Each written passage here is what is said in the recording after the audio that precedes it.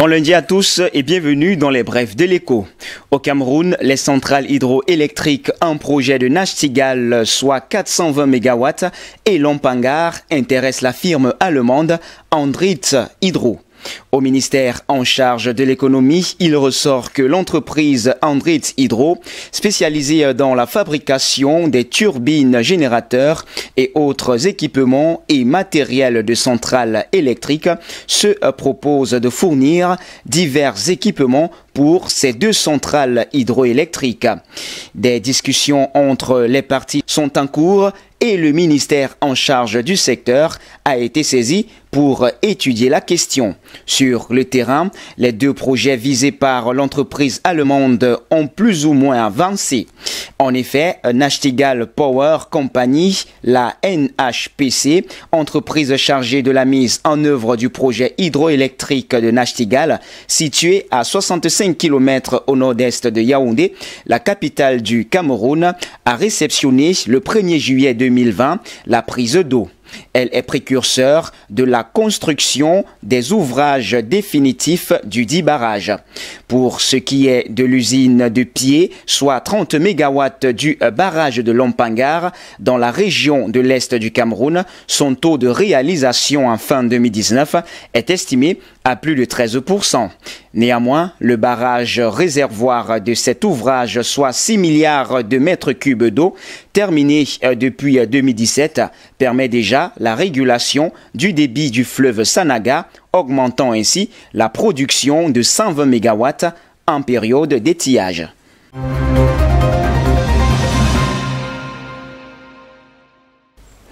12 000 Camerounais sont en situation régulière en Belgique, tandis que 3 000 sont clandestins.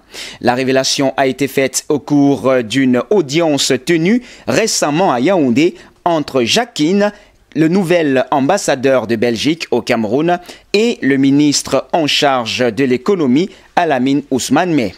Pour freiner ce phénomène de clandestinité, le Royaume de Belgique accorde régulièrement des subventions mises à profit de la diaspora camerounaise gérée par l'Union européenne pour encourager le retour au Cameroun à travers le financement de certains projets. Dans ce sens, un protocole d'accord a été signé en 2019 entre la Belgique et le Cameroun. Les secteurs concernés par ces appuis belges sont l'agro-industrie, les nouvelles technologies de l'information et la communication, l'énergie, le bois, l'informatique, etc. La communauté camerounaise en Belgique est en partie constituée d'étudiants. Les secteurs dans lesquels ces Camerounais excellent sont la santé, l'enseignement supérieur, l'hôtellerie, les sciences et la technique.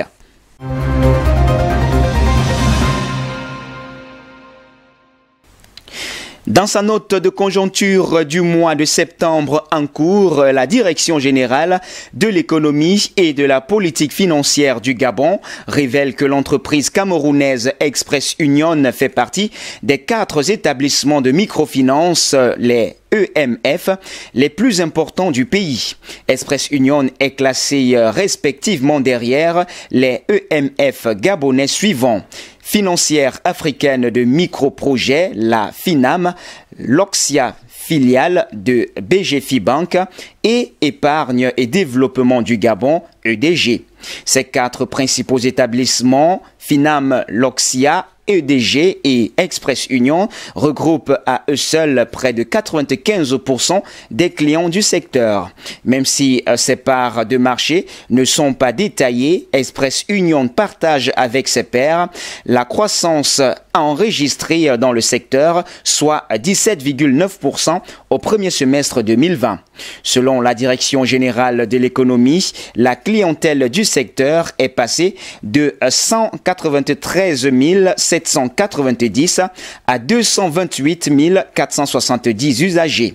La cible des EMF est composée de particuliers salariés ou justifiant d'un revenu permanent régulier, notamment les PME, PMI, les commerçants et artisans, les retraités et étudiants boursiers. Au premier semestre 2020, Les fonds propres des EMF au Gabon ont augmenté de 41,8% à 11,34 milliards de francs CFA suite au respect par plusieurs EMF de la limite du capital social minimum exigé par la réglementation fixée à 300 millions de francs CFA.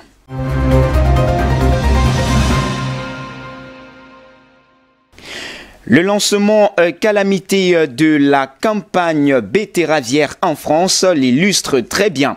L'Europe va manquer de sucre en 2020-2021 et les 27 vont devoir importer davantage d'Amérique latine, voire d'Afrique.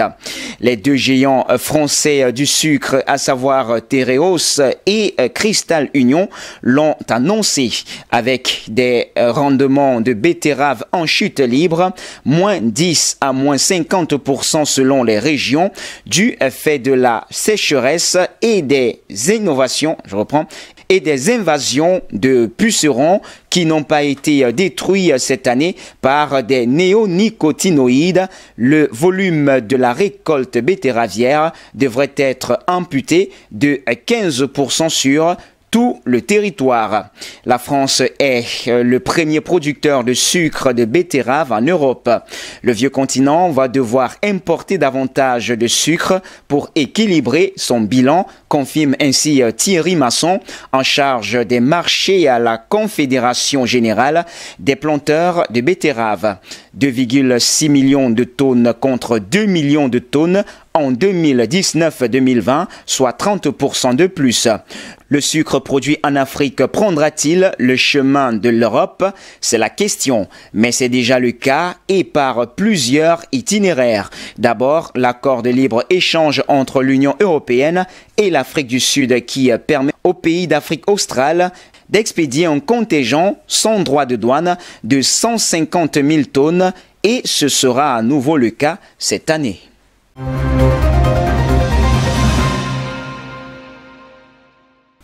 Eh bien, comme toujours, un tour au marché financier ce lundi.